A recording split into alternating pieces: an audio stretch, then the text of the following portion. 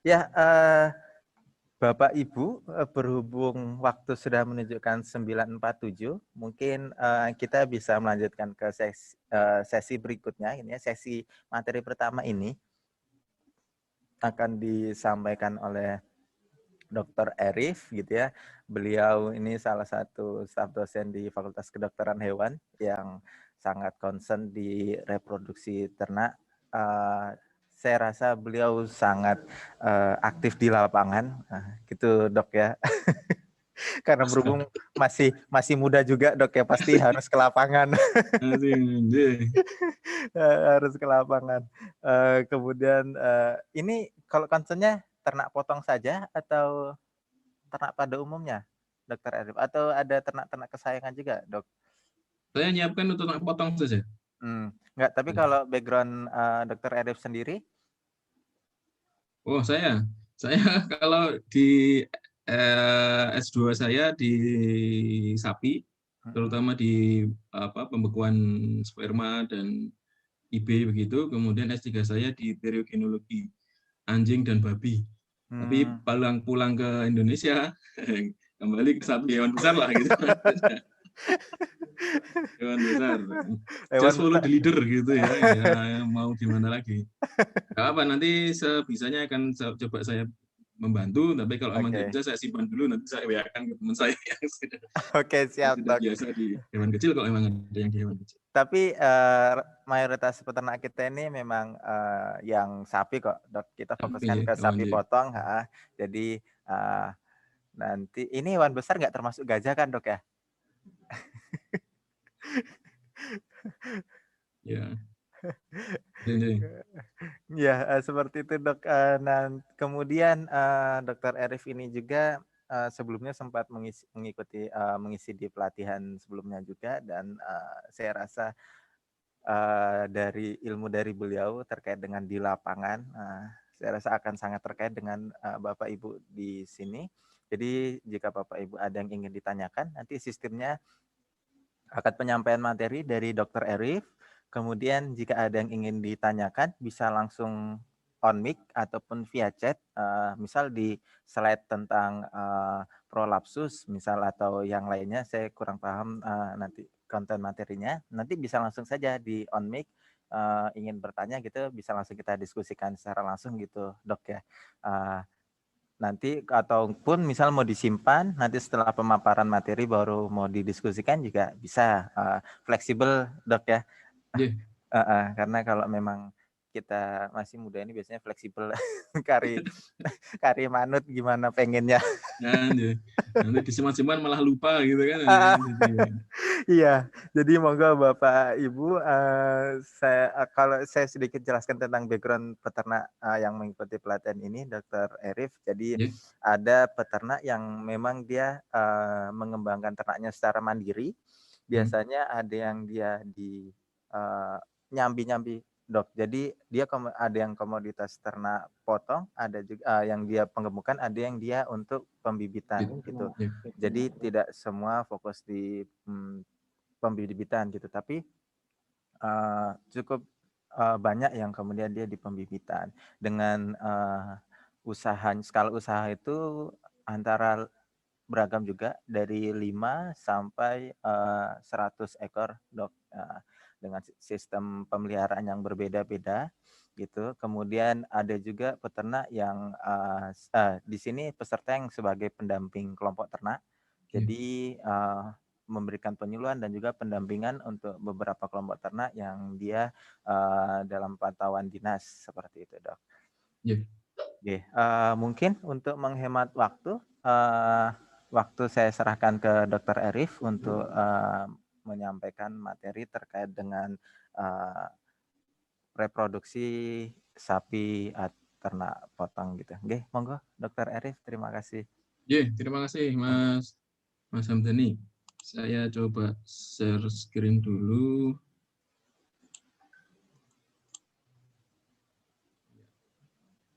Sampun sudah terlihat ya? Oke, sampun Dok. Oke, baik. Bismillahirrahmanirrahim. Assalamualaikum warahmatullahi wabarakatuh.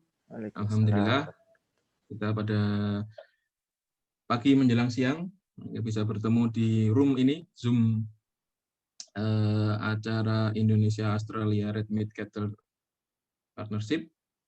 Kami ucapkan selamat bergabung ya. Ini beberapa peternak terpilih. Saya yakin sudah ada kriteria-kriteria tertentu yang membuat Bapak Ibu bisa dihadirkan di sini oleh Mas Hamdin dan teman-teman. Saya kebagian tugas untuk menyampaikan mengenai reproduktivitas sapi. Jadi kalau mungkin di hari-hari sebelumnya sudah disampaikan banyak sekali mengenai teori maupun praktek maupun penanganan permasalahan yang ada di peternakan. Yang sekarang ini saya akan mencoba berdiskusi, ini karena sama-sama semua peternak dan kita istilahnya berdiskusi saja. Saya sedikit mengulang materi yang mungkin sudah disampaikan, tapi tidak masalah. Kalau ada pertanyaan nanti langsung disampaikan via chat atau via on mic. Nah, untuk hari ini materi yang sudah kita siapkan ini ada beberapa. Yang pertama mengenai reproduksi sapi betina, kemudian ketercukupan pakan yang mempengaruhi pertumbuhan berat badan, dan juga ketercukupan pakan yang mempengaruhi umur birahi pertama atau dewasa kelamin. Kemudian berikutnya apa itu dewasa kelamin dan dewasa tubuh, kemudian dewasa kelamin sekunder, itu maksudnya apa, kemudian tanda birahi, ya ini teman-teman Bapak Ibu sekalian sudah terbiasa, sangat terbiasa, tapi di sini coba saya rangkumkan. Kemudian pencatatan siklus birahi serta ini semboyan kita, semboyan kami yang selalu kita dengung-dengungkan walaupun cukup berat, 1 year 1 calf ya, 1 tahun 1 pedet gitu ya. Nanti kita coba alurnya seperti apa. Yang pertama, nah ini reproduksi sapi betina. Di sini seekor sapi betina itu bisa mencapai atau mengeluarkan atau menunjukkan status reproduksinya ini tergantung pada genetik. Ya, ada genetik yang ras besar yang paling gampang dan genetik ras kecil itu kita bagi gitu. Ras kecil itu sapi lokal, sapi PO, sapi Bali dan teman-temannya dan silangannya. Kemudian sapi Bos Taurus, sapi-sapi Simmental, Limousin dan silangannya. Kemudian yang tidak kalah penting adalah faktor nutrisi. Ya, mungkin hari-hari yang sebelumnya sudah banyak dikupas oleh pembicara atau narasumber yang lain. Kemudian yang ketiga adalah faktor-faktor manajemen. Nah, nutrisi. Kalau di genetik tadi kita sudah jelas ada sapi yang memang grafik pertumbuhannya itu sangat cepat. Ya, sangat cepat. Tetapi kecepatan pertumbuhan itu jelas harus didukung oleh nutrisi. Tanpa nutrisi bagus, maka genetiknya tidak akan muncul. Keunggulan genetiknya tidak akan muncul. Nah, kemudian nutrisi di sini tidak hanya cukup makan ya cukup atau makan yang banyak, tetapi harus seimbang. Nah, nanti kita tunjukkan sapi-sapi yang pakannya sudah oke, tetapi tidak seimbang atau belum seimbang. Itu tergantung juga dari faktor lokasi maupun faktor manajemen. Ini yang paling kuat adalah faktor manajemen.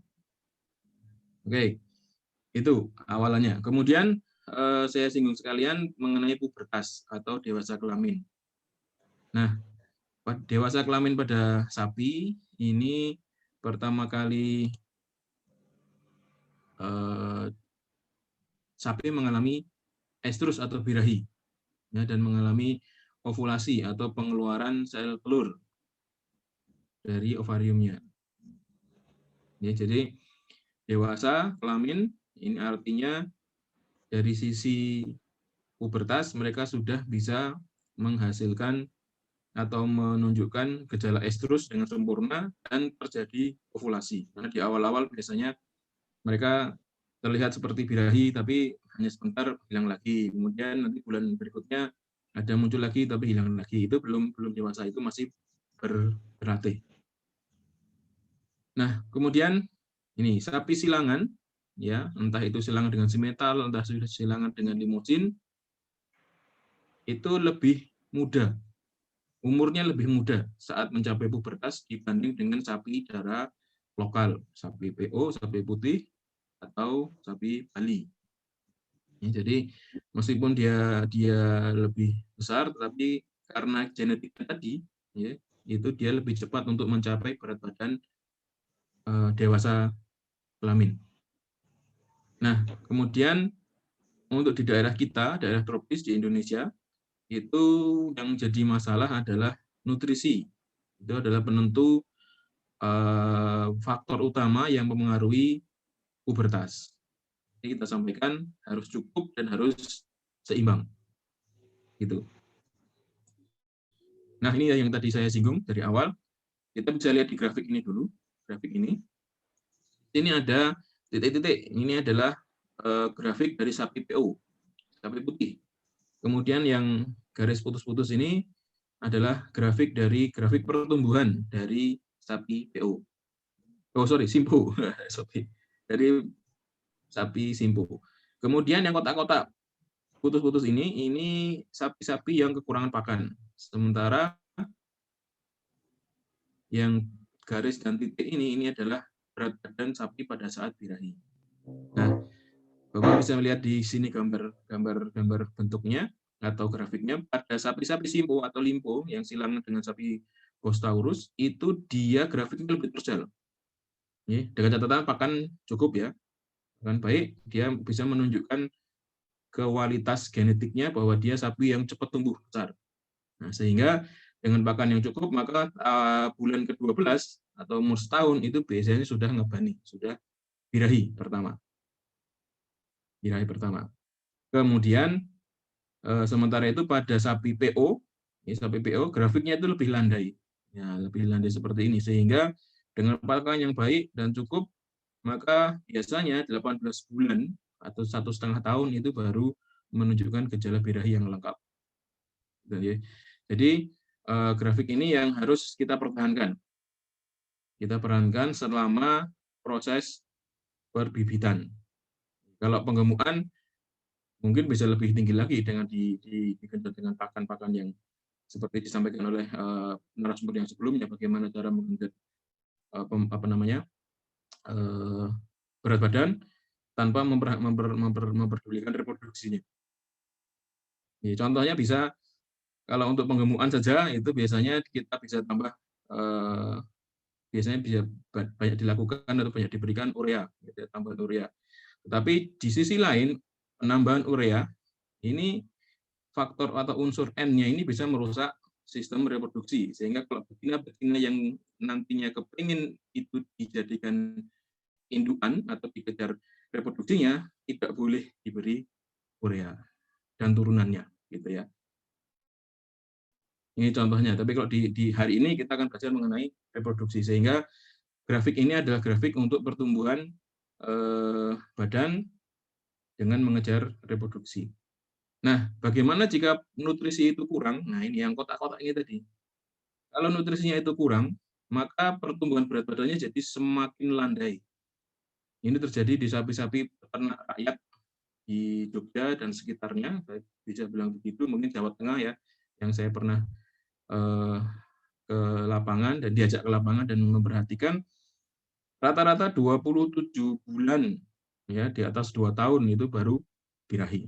Karena dari kecil, dari mulai umur 0 bulan sampai lepas sapih 3 bulan, mungkin mereka mau nyapihnya bukan 3 bulan, tapi bisa 5 bulan, 6 bulan, karena kasihan begitu.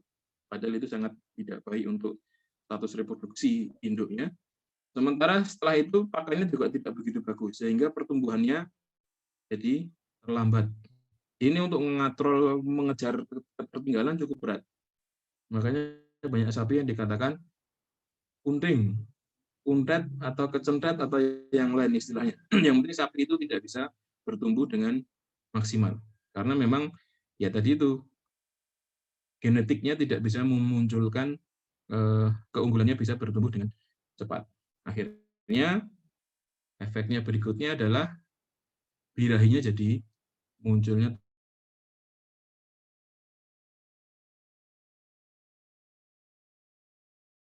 saja. Bapak Ibu untuk memahami yang di atas tadi. Seperti ini sapi Simpo atau silangan simental maupun silangan limosin. Jumlah pakan cukup, pertumbuhan cepat, bobot maksimalnya sampai 1 ton. Ini kita bicara konteks betina ya. Walaupun kadang-kadang hanya sampai 800 atau 600 itu sudah sangat bagus untuk betina. Kemudian birahi pertamanya 12 bulan. Ini tadi mengikuti grafik yang disampaikan sebelumnya. Kemudian untuk sapi PO di sini pakan cukup, sedang, pertumbuhannya sedang, tidak terlalu cepat. Bobot maksimalnya ada yang sampai 800 untuk betina. Nah, kemudian birahi pertamanya 18 bulan. Sementara sapi PO dan simpo yang kurang pakan maka akan lambat dan bobot maksimalnya bisa ya 350 sampai 400-an. Dan birahi pertamanya adalah umur 27 bulan. Nah, di sini ini nanti mohon untuk dipahami kenapa ada sapi-sapi yang tidak bisa besar, ya. Sapi tidak bisa besar itu juga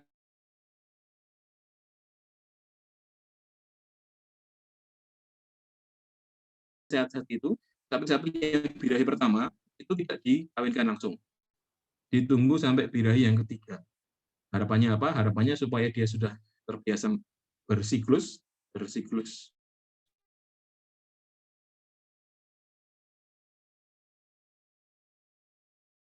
bulan setelah birahi yang pertama atau birahi yang ketiga baru dikawinkan, maka badan si induk juga bertumbuh lebih besar, sehingga ruang untuk nanti si fetus atau si pedet ini bisa tumbuh itu lebih besar, sehingga pedet itu lahir dengan kondisi badan yang bobot lahir yang cukup tinggi. Masih rata-rata tapi rata-rata atas. Gitu ya. Tapi kalau sapi baru saja birahi kemudian langsung di IB, itu biasanya anaknya kecil. Gitu ya. Itu juga ini sudah ilmu lama Bapak Ibu sudah tahu, tapi mungkin alasannya yang perlu dipahami lagi. Nathan. Oke, kita masuk ke slide berikutnya. Nah, kalau sudah mencapai birahi, sudah mencapai berat badan dewasa, ya,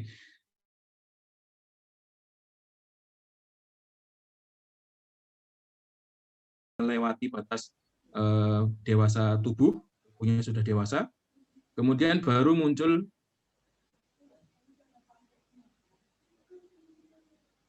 Halo, Dok. Sepertinya Baru putus-putus, Dok. belajar bagaimana birahi ini kualitasnya lebih bagus. Halo, Oke, Dokter. J? Ngapunten putus-putus tadi. Oh, putus-putus. Atau saya matikan saja video saya supaya meringankan. Oh ya, ini satu bar. Oke, matur nuwun. Monggo, Prof. Dok sudah. Amin. J. Untuk slide ini saya ulang lagi, pubertas setelah sapi itu mengalami bobot dewasa tubuh, okay, maka dia akan berproses untuk menjadi dewasa kelamin. Nah, setelah dewasa kelamin tercapai, maka siklus birahinya akan teratur, gitu ya. Nah, siklus birahinya ini dia terbagi menjadi 4 paling tidak. Gitu ya. Yang pertama adalah persiapan birahi. Di sini ini ada siklus estrus sapi. Di sini ada waktu 3 hari untuk proses atau fase proestrus. Proestrus itu fase persiapan birahi. Jadi ada mulai kelihatan letaran bening, encer, gitu ya. Vulvanya atau padonannya itu mulai membengkak. Ya, mulai membengkak. Belum lengkap, membengkak saja, mungkin agak merah. Kemudian kalau dibuka itu ada leleran bening, basah, encer. Itu kira-kira 3 hari. Kemudian selanjutnya adalah birahi, masa fase birahi atau fase estrus. Nah, di sini tanda yang paling jelas itu adalah keluar leleran bening. Harus bening dan kental, tidak mudah putus. Ya, kemudian vulvanya membengkak, kemudian dinding vagina merah, ini abang, kemudian vulvanya membengkak abu, dim, kemudian dinding vagina memerah, ini jadi abang, ya abang, abu, kalau dipegang itu suhunya naik, hangat, dan keluar lelerannya, tidak mudah putus. Jadi biasanya kalau kita datang pas saat dia mengeluarkan leleran ini, maka akan terlihat memanjang, meler, molor begitu dari padonannya atau dari vulvanya atau dari vaginanya.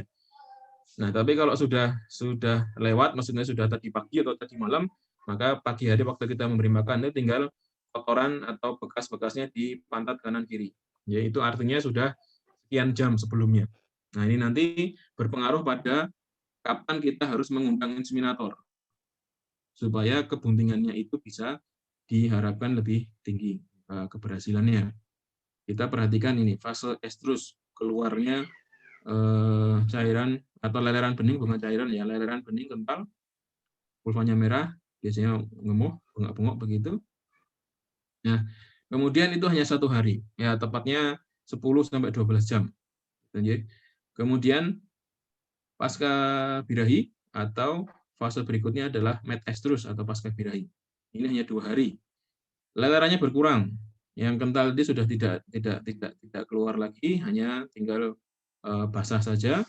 Kemudian vulva atau padonan ini mulai berkurang ukurannya, menjadi kecil lagi, tidak nyempluk seperti waktu estrus.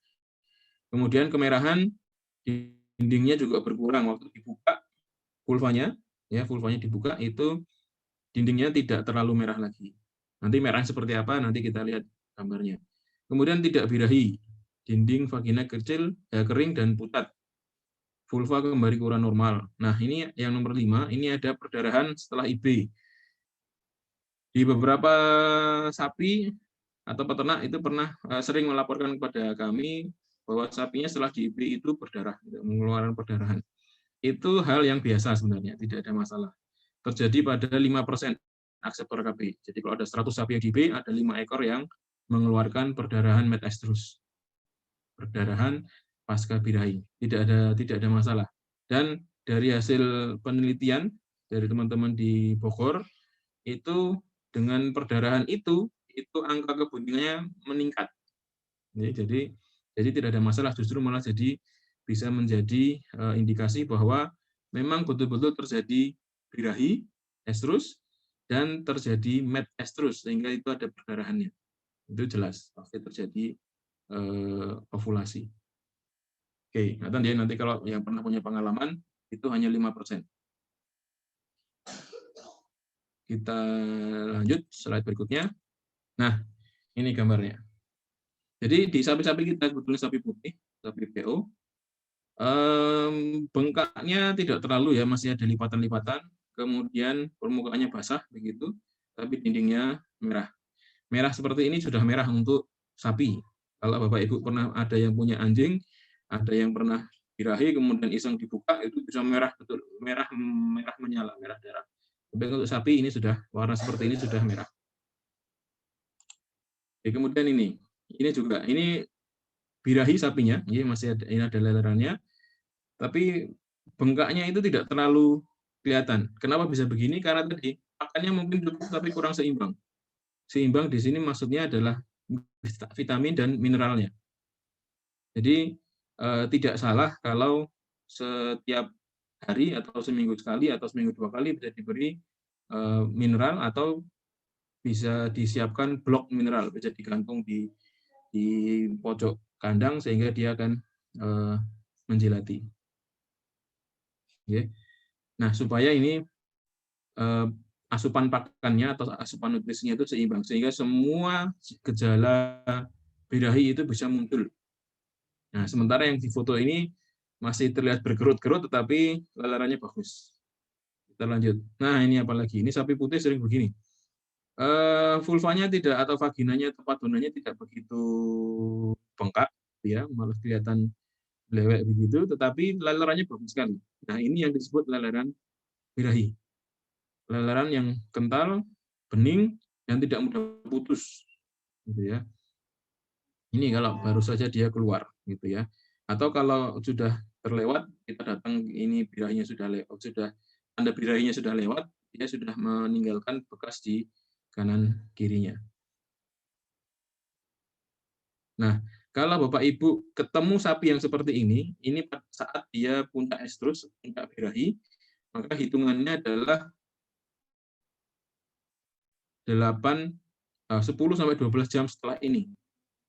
Ya, jadi kalau mau ngaturi atau ngundang inseminator, itu dihitung saja.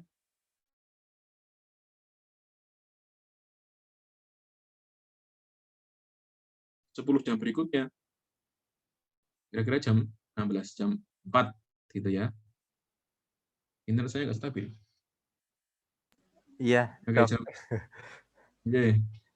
jam 4 itu bisa telepon ke inseminator. Jadi begini, teleponnya ke inseminator adalah, Pak, jenengan bisa datang ke tempat saya jam 4 tidak gitu. Kalau tidak bisa cari inseminator yang lain. Karena kalau hanya minta datang begitu kadang-kadang pas selo terus hari itu jam itu juga datang gitu. Kadang-kadang Nggak pas. ovumnya sel telurnya belum belum menetas gitu ya, belum keluar, tapi sperma sudah lama menunggu di situ. Itu akhirnya nggak ketemu gitu ya. Atau malah karena sibuk, besok saya purput besok pagi gitu. Itu sudah terlambat. Sel telur itu umurnya hanya sekitar 6 jam sampai 8 jam maksimal. Gitu.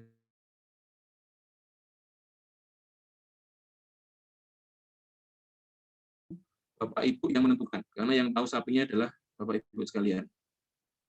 Ya tidak usah pakai tidak enak gitu. Kita sering penyuluhan dan ada pertanyaan begitu, wah mboten sekeco mah tidak enak mas sudah telepon masa nggak jadi. Bukan begitu. Kita kan yang bayar gitu kan ya. Kalau memang nggak bisa jam segitu nggak usah datang, cari yang lain. Atau kalau memang punya tenaga inseminator sendiri nanti bisa dihitung sendiri. Oh sapi ini jam sekian harus IB. Gitu ya. Nah, nanti kalau semuanya ketemu sudah tinggal bekas-bekasnya kanan kiri di sini, ya sudah tinggal diperkirakan saja. Oh, biasanya jam 4, jam 5, jam 6, kemudian nanti IB-nya agak maju. Itu aja. Kira seperti itu. Nah, kalau seperti ini Bapak Ibu menemukan kebetulan sapinya sapi perah, ada leleran, tidak bening ya, keruh, ada kotorannya, apalagi ini ada nanahnya begini, ini terjadi infeksi rahim. Ada infeksi di rahimnya. Gitu ya. Kalau udah seperti ini, ya pilihannya adalah yang biasa namanya itu spool gitu ya. Minta ke dokter hewan atau yang inseminator di sekitar Anda atau ATR yang ada di sana untuk minta di spool. Ini tanda ada infeksi di dalam uterusnya, ada di dalam infeksi di dalam rahimnya. Ini di IB tidak akan pernah jadi, gitu ya.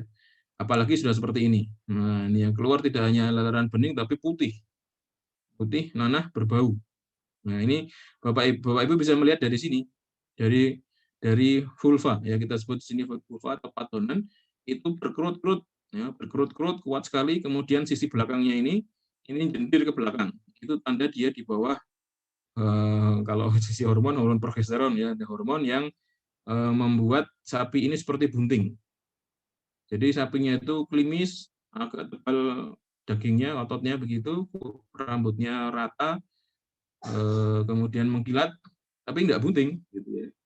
Diam aja, tidak ada gejala-gejala birahi selama 3-4 bulan. Nah, itu kemungkinan, dan vulvanya seperti ini, ya. Padonannya seperti ini. Jadi berkerut-kerut dan alot sekali, kemudian karena ini berkerut, maka yang sisi bawahnya ini, komissura ventralnya ini dia jadi jendir ke belakang. Itu tanda sapi ini mengalami infeksi uterus, infeksi rahim yang sudah berkelanjutan. Akhirnya di dalamnya ada nanah. Ya.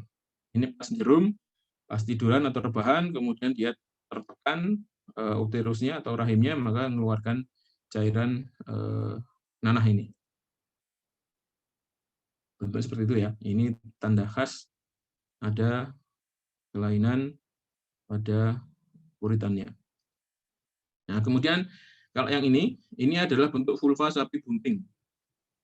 Bunting 3-4 bulan. Walaupun ini harus dirogoh ya, tidak bisa diperkirakan begini, tapi dari sisi bentuk vulva ini kita bisa bilang begitu karena sudah dirogoh dan kemudian di sini bentuk vulvanya itu lurus. Bagian bawah ini tidak jendir, tidak ke belakang, tapi masih rata dengan atasnya, dengan sisi komissura dorsalnya ke bawah itu rata. Kemudian biasanya di bawah komissura ventral, di bawah vulvanya ini ada upil, ada benda bahan kering yang tertinggal di situ. Ya. Ini sebenarnya tanda dari kebuntingan. Kalau karena di dalam rahim itu ada cairan rahim yang memberi makan pedet sebelum dia nempel di dinding rahim, ya, maka setelah si pedet ini implantasi atau nempel di dinding rahim, maka dia akan berkembang dengan plasentanya, dengan amnionnya, dengan cairan ketubannya, dia akan mendorong cairan yang ada di rahim tadi keluar. sehingga setiap saat ada cairan yang keluar. Nah ini karena kandang kita ya seperti itu, maka ada beberapa lendir atau cairan rahim yang tadi terdesak keluar. Jadi kira-kira seperti itu. Jadi hasilnya seperti ini. Tapi tetap harus dirogohkan. Jangan terus, oh ini bunting, ada ininya. Nah, tapi apa namanya, tetap harus diperiksa per rektal atau di PKB. Kita lanjutkan. Nah, ini tadi yang kita bicarakan tadi. Kalau tadi belum sempat nyatet atau lupa, di sini ada proses deteksi birahi. Kemudian birahi itu rata-rata 12-18 jam. Ini puncak birahinya. Mulai keluar abang, aku, anget, pela-pelu, dan seterusnya. Itu berkisar antara 12-18 jam. Setelah itu dia menghilang. Ya, menghilang. Ya, menghilang. Saat menghilang inilah diprediksi sebagai waktu yang tepat untuk IB. 10-12 jam. Ya, perkiraannya. Nah, kemudian kenapa kita patok 10-12 jam setelah tanda birahi tadi muncul? Itu adalah karena ini ada hubungannya dengan masa ovulasi atau penetasan atau pengeluaran sel telur tadi sampai dia aging atau mengalami penuaan. Jadi sel telur itu umurnya hanya 6-8 jam seperti saya sampaikan tadi. Begitu dia dikeluarkan atau ditetaskan keluar dari ovariumnya, dari uritannya, maka dia akan bertahan di uterus atau bertahan di rahim itu hanya 6-8 jam. Kalau lebih dari itu, maka dia sudah tidak bisa dibuahi lagi. Sudah tidak bisa jadi pedet lagi. Kalau sebelum itu, sperma itu tidak selamanya bisa bertahan di mana? Di uterus ya, tidak selamanya bisa bertahan di rahim.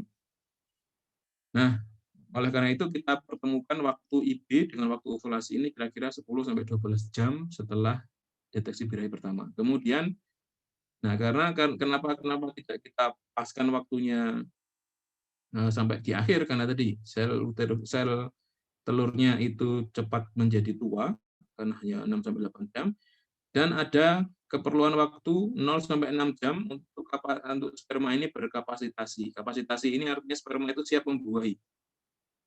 Pada saat di dalam straw atau pada saat diejakulasikan, sperma itu belum siap membuahi. Dia perlu satu waktu di mana kepala spermanya akan bereaksi sehingga nanti bisa menempel di dinding sel telur. Istilahnya adalah kapasitasi. Ini butuh waktu 6 jam. Bisa dibayangkan ya. Jadi waktunya dari hasil survei dan penelitian, angkanya ini yang ditemukan. Angka yang penting adalah ini, 10-12 jam setelah birahi muncul. Oke, kita lanjut. Nah, kenapa tadi kita tekankan seperti itu? Karena dari hasil survei yang kita lakukan sudah lama sih ya, 2008 itu kita memeriksa sekitar 30.000 akseptor IB, itu jarak beranaknya itu adalah 18 bulan. 18 bulan, angka kebuntingannya dari hasil IB itu kurang dari 33%. Sementara jumlah IB untuk bisa mendapatkan kebuntingan atau S per C, istilahnya service per conception, itu lebih dari 3,4. Padahal kondisi idealnya adalah 1,5. Artinya apa? Artinya 1-2 kali IB itu harusnya sudah bunting. Itu yang kondisi ideal. Dan bisa itu. Mungkin beberapa Bapak Ibu di sini sudah atau punya sapi-sapi yang 1 kali IB sudah bunting. Itu karena sapi yang tertib dan Bapak Ibu pengamatannya juga baik. Nah, kemudian kematian pedet ini masih 23%. Ini 2008 ya. Kami belum lakukan lagi sampai sekarang. Belum sempat. Kemudian kondisi idealnya kematian pedet itu hanya 5%. Ini karena berbagai hal ya. Entah trauma, entah memang ada apa inbreeding. Inbreeding itu bapak mengawini anaknya atau kakek mengawini anaknya. Nah, di sini seharusnya tidak ada kejadian bapak mengawini anak perempuannya atau kakek mengawini cucu perempuannya. Dengan cara apa? Dengan cara membatasi jumlah sperma yang beredar dari 1 ekor pejantan. gitu ya. Jadi tidak salah Bapak Ibu mencatat kalau memang berniat untuk pembibitan, itu tidak salah mencatat jantannya siapa, namanya siapa, kodenya apa gitu ya. Karena siapa tahu pada saat anaknya itu sudah besar, sudah birahi, sudah siap dikawinkan dan dikawinkan lagi ternyata dikawini oleh straw bapaknya. Ya, karena satu ekor sapi itu sekali ejakulasi bisa dibuat sekitar 240-an minimal ya, ada yang sampai 400 tergantung jumlahnya. Kita ambil aja paling sedikit 250 straw satu kali ejakulasi. Jadi bisa dibayangkan, itu satu kali koleksi, seminggu 2 kali, itu jadi 500. 500 itu seminggu, dia berapa kali dikoreksi. Biasanya dari BIB sendiri sudah membatasi seekor pejantan itu hanya dikoleksi atau dibuat straw-nya rata-rata 10.000 dosis. Ada sapi perah yang sampai 20.000 dosis. Nah, tapi masalah lain muncul. Begitu dinas atau ya kita bilang dinas peternakan gitu ya, atau dinas yang terkait dengan perbibitan ini, mereka membeli straw dalam jumlah banyak dari satu ekor pejantan. Ini yang jadi masalah. Seperti kejadian di Gunung Kidul beberapa tahun yang lalu, karena merasa sapi betinanya itu banyak, maka dari dinas peternakan di sana membeli straw dalam jumlah yang banyak. Tapi ternyata warganya masih suka kawin alam gitu ya. Akhirnya straw ini numpuk dan begitu dipakai lagi sudah mengawini hasil IB tahun-tahun sebelumnya, sehingga ada yang dikawini, yang mengawini cucunya, ada yang mengawini anak.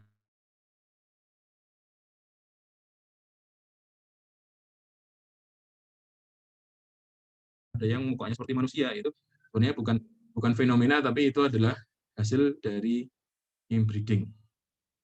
Nah, jadi belum saya sampaikan, ini ada 1 year 1 calf, sudah kita sebutkan tadi, 1 tahun 1 pedet.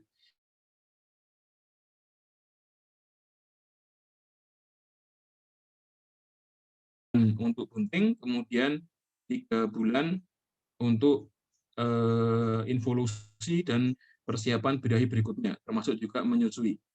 Gitu ya.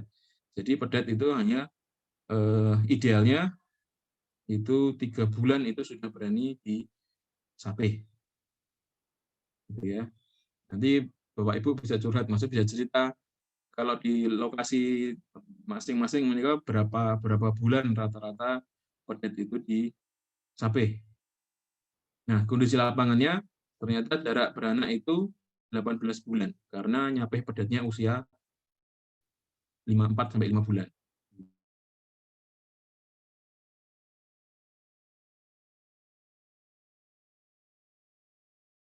Sapi-sapi dengan body condition score atau skor kondisi tubuhnya 1, kurus, ya, kurus. Ini tulang dan kulit saja. Kemudian pedetnya pun juga begitu.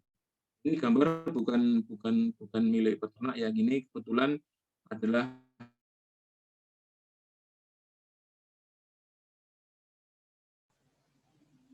Halo, Dok. Putus-putus, dibeli Dok. dalam kondisi bunting, tapi tidak di state buntingnya berapa bulan. Akhirnya naik kapal, lahir di laut. Gitu ya. Jadi pedet-pedet ini itu lahir di laut sehingga asupan pakan dari induknya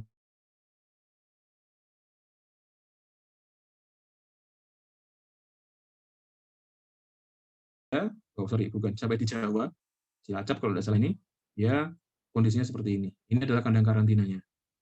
BCS 1, ya BCS 1.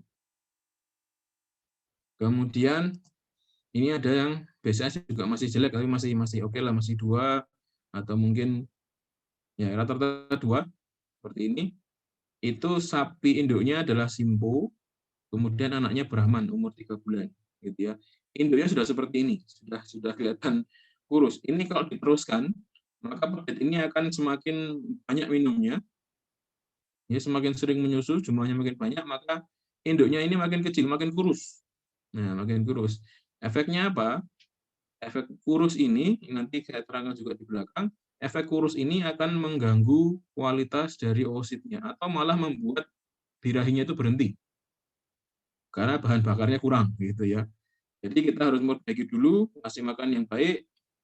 Yang jelas ini harus dipisah dulu, harus disapih dulu. kemudian induknya diberi pakan yang baik, 3 bulan itu biasanya baru bisa birahi dengan kondisi kualitas oosit yang baik. Akhirnya tadi 18 bulan, gitu ya. Karena sapinya sudah induknya terlanjur kurus.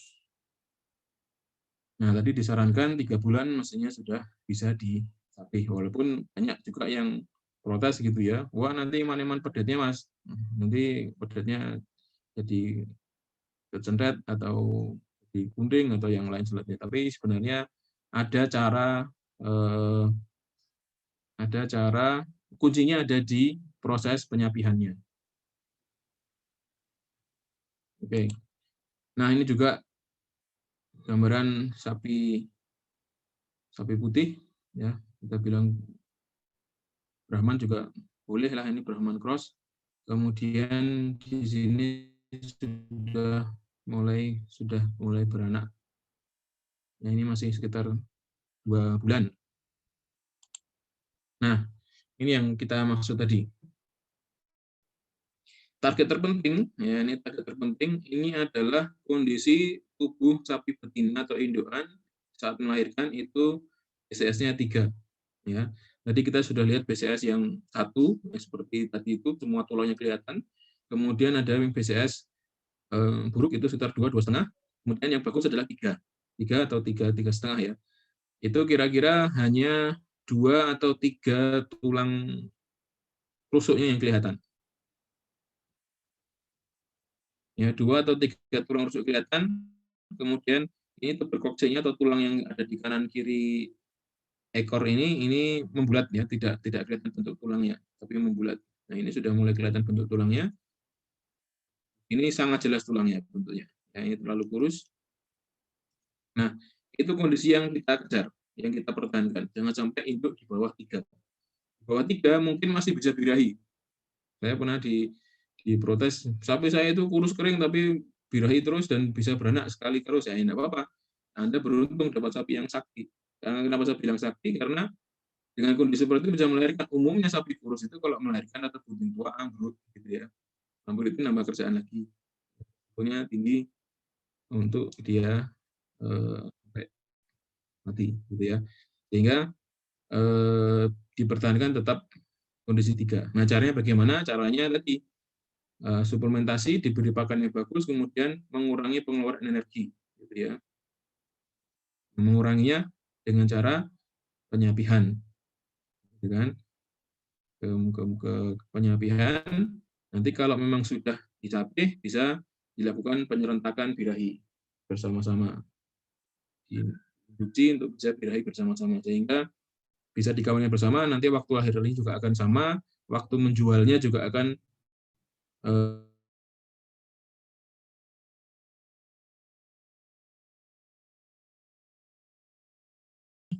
perlu disiapkan pakan untuk penyapihan, yaitu pakan cadangan pakan yang baik, kemudian dicari biaya rendah. Gitu. Nah, harapannya nanti kalau sapi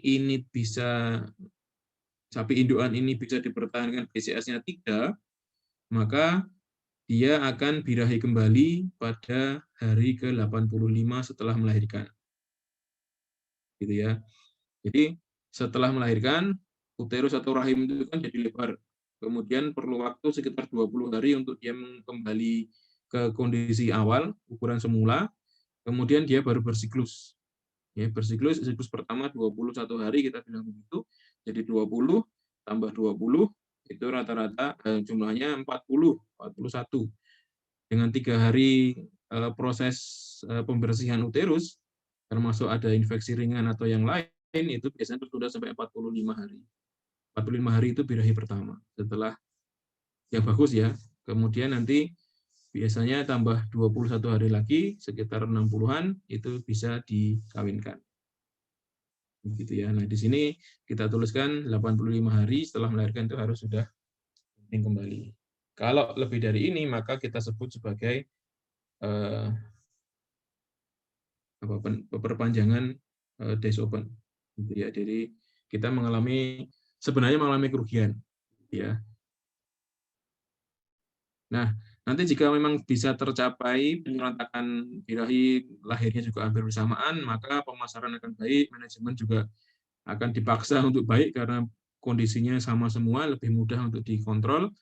Kemudian nanti seleksi juga akan baik karena kita akan pasti akan memilih suatu saat akan memilih indukan pengganti gitu ya. Indukan pengganti. Kemudian biaya suplementasi rendah. Suplementasi itu tambahan pakan. Karena kondisinya sama gitu kan. Membaginya juga lebih mudah. Oke.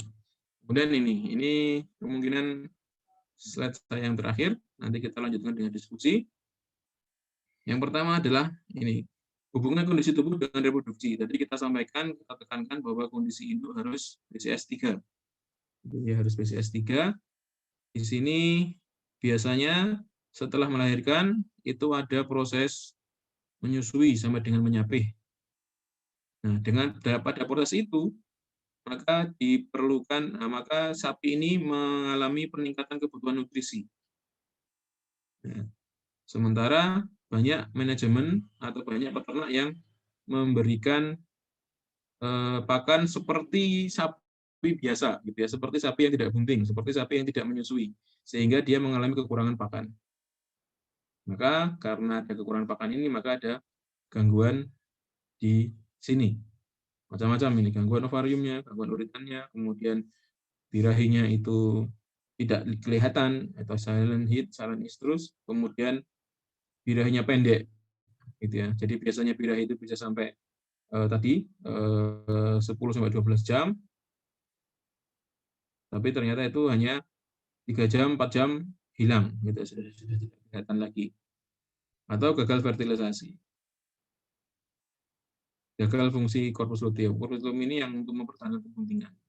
Jadi mungkin abortus, mungkin juga dia tidak bisa nidasi, akhirnya diserap kembali oleh rahimnya. Jadi ini faktor utama adalah faktor menyusui dan menyapih. Biasanya akan masuk asupan bahan keringnya berkurang, kemudian ada apalagi ditambah dengan penyakit pasca melahirkan gitu ya, infeksi virusnya, infeksi rahimnya, maka nafsu makannya turun gitu ya. Nafsu makannya turun, akhirnya ya ini, asupan bahan kering berkurang, asupan proteinnya berkurang, maka akan terjadi penurunan keasaman rahim. Nah, ini yang akan berbahaya untuk kelangsungan hidup dari sel telurnya, maupun kalau nanti sudah jadi embrio juga akan terganggu dengan kondisi rahim yang asam. Nah, semua ini akan menurunkan angka kebuntingan. Ya, memang sih rata-rata sapi sistem inseminasi buatan itu conception rate-nya itu rata-rata 40%. 30, ada yang 34 sampai 40%, tapi rata-rata yang bagus sudah 40%. Tapi kalau kita melakukan kawin alam, ya namanya kawin alam itu masih tinggi, bisa di atas 80% angka keberhasilan. Tapi tidak efektif. Kalau Bapak Ibu punya pejantan, ya tidak apa-apa. Pejantan yang unggul, genetiknya bagus, bisa dipergunakan sebagai pemacak atau pejantan. Harapannya angka ya separuh bapaknya, separuh induknya, gitu kan. Kalau kita melakukan IB, maka ada harapan anaknya ini akan melebihi induknya, gitu ya, dan bisa meningkatkan kualitas, entah itu besarnya, entah itu produksi dagingnya, itu bisa lebih tinggi. Oke, ini materi yang saya siapkan. Mungkin ada diskusi. Mari saya yang memimpin atau Oke, saya bantu. Nggak nggih, apa-apa, matur Dok. nuwun. Oke. Terima kasih, Dr. Arif. Materinya sangat menarik dan sangat padat. Jadi kita masih punya waktu sekitar kurang lebih 50 menit, Bapak Ibu, untuk berdiskusi. Saya rasa Nggih. sangat cukup untuk kita diskusi. Ini saya bacakan dulu, ada dua pertanyaan di kolom Oh chat, iya. Dr. Arif. Oke. Saya Nggih. pertama dari Bu Uin. Ini Bu Uin ini peternak di saya lupa di Tasik apa ya? Oh, di Kuningan, sorry. Mohon maaf. Di Oke. Kuningan, Bu In ini Ngebil salah sedikit ya. satu heeh, ini terkait dengan usia ideal untuk sapi perah yang bisa di IB, Dok. Kemudian cara optimasi birahi penuh supaya tidak perlu IB berulang. Kemudian pakan atau jenis rumput apa saja yang menunjang untuk birahi yang maksimal. Pak, ye. Gimana, Dok? Ye, mantap, Bu Iin. Terima kasih atas pertanyaannya. Ini saya mencoba, ya. Saya coba menjawab untuk sapi perah. Untuk sapi perah usia ideal, ya, karena sapi perah ini punya darah Eropa, Bos Taurus, itu biasanya 1 tahun itu dia sudah birahi, gitu dia. Sudah birahi. Alangkah baiknya karena pedetnya juga nanti akan lebih tinggi berat bobot lahirnya daripada sapi-sapi PO, itu disarankan untuk 3 bulan setelah birahi pertama, ya, atau 1,5 tahun lah, itu sudah oke, bodinya sudah dapat, kemudian namanya birahinya sudah lengkap, ya. Saya kira itu paling mudah karena setiap sapi ada perbedaan, gitu ya. Ada yang memang dia darah FH-nya itu tinggi, kuat, begitu. Kemudian dia tumbuh dengan cepat. Ada yang darah FH-nya tidak terlalu tinggi, sehingga pertumbuhannya tidak seperti grafik yang kita tunjukkan tadi. Ya, tapi rata-rata 1,5 tahun itu sudah siap pasti, sudah siap. Nah, kemudian memang ada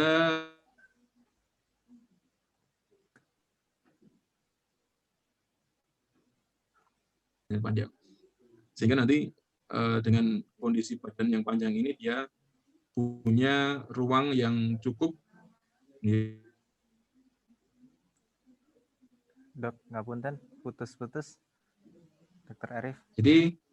Jadi patokannya tetap sama, ya. Kira-kira birahi pertama bisa ditunda dulu karena jelas ini pedetnya lebih besar. Nah, kemudian cara optimalisasi birahi. Nah, ini optimalisasi birahi ini juga apa? Setiap sapi itu punya siklus sendiri-sendiri. Ya, jelas, ya. Punya siklus sendiri-sendiri. Ada yang bersiklus itu tertib 21 hari sekali. Jadi bisa dilihat di kalender mereka, itu tandanya itu dia birahinya muncul setiap 21 hari sekali. Tapi ada juga yang birahinya itu lebih ke depan. Maksudnya waktunya lebih cepat. Mungkin hari ke-20, hari ke-18, paling cepat hari 18, ya. Kalau kurang dari 18 itu ada gangguan, gitu, ya. Itu 18 sampai 24 batasannya. Rata-rata seperti itu. Nah, cara optimalisasinya tadi yang saya sampaikan di grafik tadi itu. Begitu dia birahi, muncul gejala birahi, kelihatan jelas, kemudian dihitung saja sampai dengan jam ke-12 maksimal untuk di IB. Ya, antara 10 sampai 12 tadi, itu waktu yang tepat untuk di IB. Karena biasanya kalau sapi perah sudah punya inseminator sendiri, jadi waktunya itu bisa diatur. Kira-kira jam segitu. Ya, kalau Bu Iin ini punya tenaga medis, bisa dipastikan dengan dirogoh, dengan di PKB, ya, untuk melihat kondisi ovariumnya, kondisi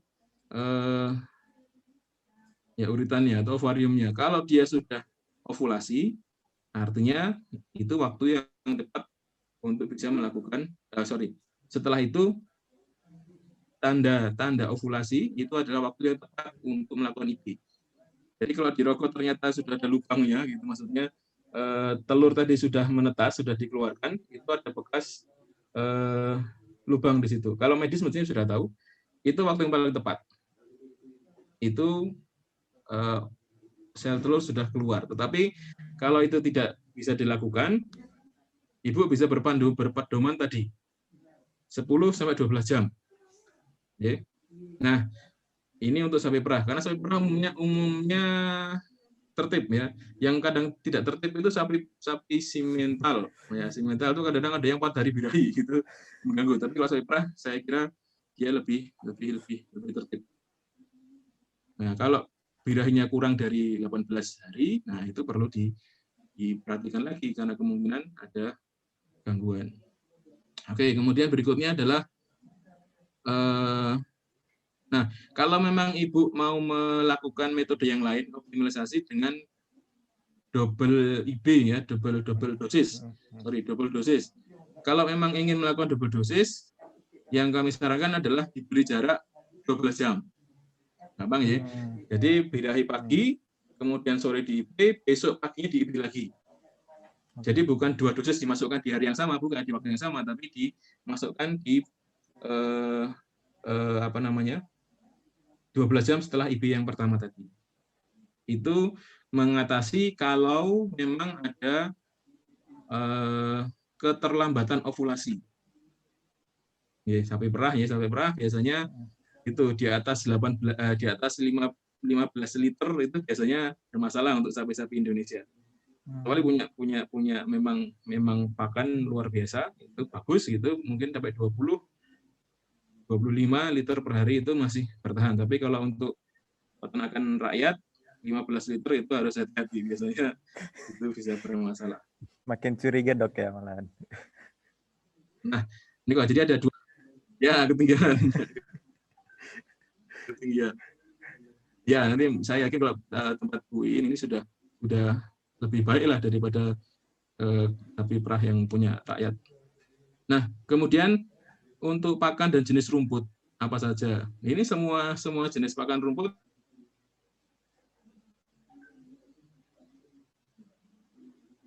dilayukan. Jadi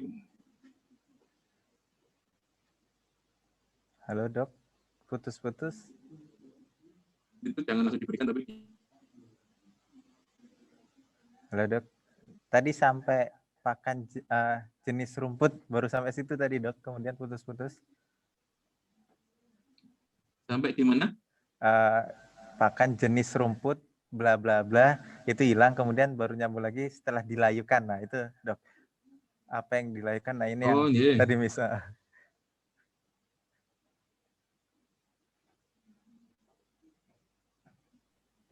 Yeah.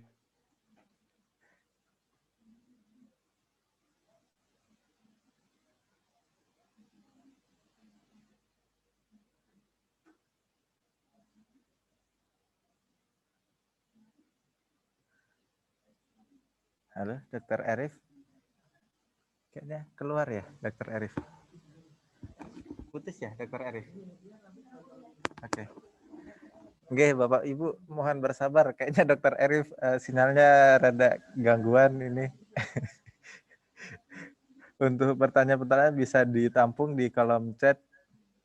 Monggo Bapak Ibu yang ingin menyampaikan pertanyaannya dulu bisa ditulis di kolom chat. Jadi kita bisa maksimalkan nanti kita sampaikan. Dokter Arif, apakah sudah bergabung kembali? Oh, ke-mute, Dok. Mas Hamdani. Halo. Tes, dokter. Oke. Tes, mohon maaf tadi nggak tahu hilang dua ini tidak stabil lagi. Wah.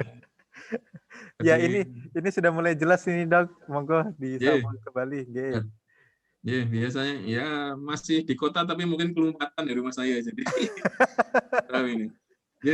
Mohon maaf. Jadi tadi menyambung Bu Iin tadi semua jenis rumput yang hijau itu oke ya, mau dari kaliandra sampai alfalfa sampai yang terbaru model sekarang ini masih bisa dipergunakan, tidak ada masalah.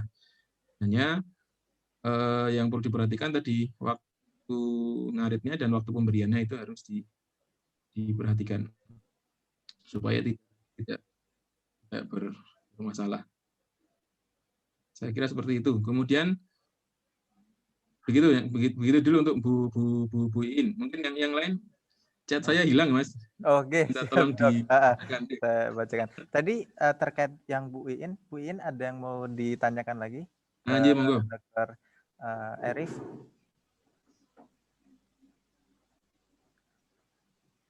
Tadi kalau waktu ngaritnya yang paling bagus kapan dok? Yang dijaga sebetulnya apa? Apakah yang penting tidak terlalu basah atau seperti apa dok?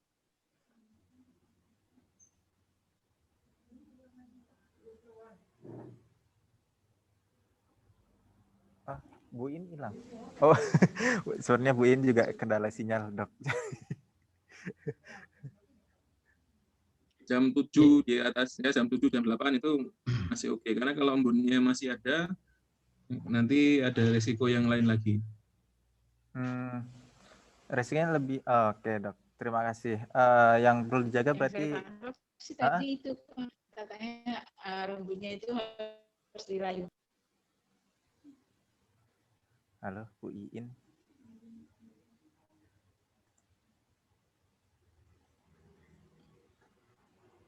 Bu Iin masih ke mute, Bu Iin.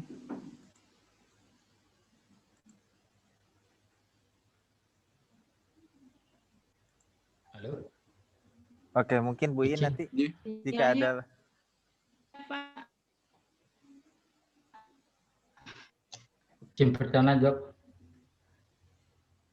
Oke, masih kami tunggu Bu Iin dulu, Pak Sofyan, nanti Oke. akan saya berikan waktu untuk Pak Sofyan juga. Bu Iin mungkin bisa diketik di kolom chat aja Bu Iin, karena sinyalnya agak putus-putus Bu Iin. Ini memang perjuangannya kuliah online kayak gini. Oke, kemudian ini sebelum kita ke Pak Koko Tardoko, ini juga ada pertanyaan. Nanti sambil Bu In bisa menuliskan tanggapannya di kolom chat, akan kami diskusikan kembali. Ini ada dari Pak Sufyan Masuri, ini salah satu peternak di Madiun, Pak. Kemudian pertanyaan Dok terkait dengan saat pedet di sapi usia 3 bulan, bagaimana caranya agar pertumbuhan pedet tetap maksimal atau tidak kecentet itu tadi, Dok? Baik, terima kasih. Untuk penyapihan itu kami merekomendasikan waktu 3 minggu. 3 minggu. Minggu yang pertama itu pedet masih dipersilahkan sudah dipisah. Dipisah itu dipisah betulan, jangan cuma diselarai pakai ondo itu pakai anak tangga gitu. Biasanya dia masih bisa merobos sehingga masih bisa mencuri-curi waktu untuk nyusu ke induknya. Jadi betul-betul dipisah, disekat betul, kemudian dicampur dengan induknya itu sehari masih boleh 3 kali, pagi, siang, sore. Sisanya didebi atau diberi pakan hijauan rumput yang masih muda atau pakan pengganti untuk pedet, bentuknya seperti konsentrat gitu ya, kalau memang ada dana untuk ke sana. Kalau tidak bisa dipilihkan rumput-rumput yang hijau. Minggu pertama masih boleh diberi kesempatan 3 kali, pagi, siang, sore. 1 jam boleh, 2 jam kelamaan gitu ya, 1 jam lah kira-kira, nanti masukkan lagi, pisahkan lagi. Siang kumpulkan lagi sama induknya, pisah lagi. Nah, kemudian minggu kedua itu mulai dikurangi siangnya. Jadi pedet boleh nyusu induknya hanya pagi dan sore. Selain itu dipisah di kandang yang lain atau disekat, dikasih pakan yang tadi, pakan hijauan yang masih muda atau pengganti, bisa dikombinasi dengan pengganti pakan untuk pedet. Bukan konsentrat, jadi konsentrat itu terlalu berat. Nanti perutnya jembing itu perutnya jadi bulat gitu, tapi bodi kakinya kurus gitu ya, itu jelek, itu dan tentunya susah. Buncit gitu Dok ya? Ya, buncit. Wah, betul, bahasa Indonesia buncit, bukan jembing ya, buncit. Nah, kemudian itu minggu kedua, hanya 2 kali pagi sore boleh nyusu. Minggu ketiga itu hanya boleh pagi saja. Sisanya diberi minum dan pakan di tempat di kandang pedet. Itu.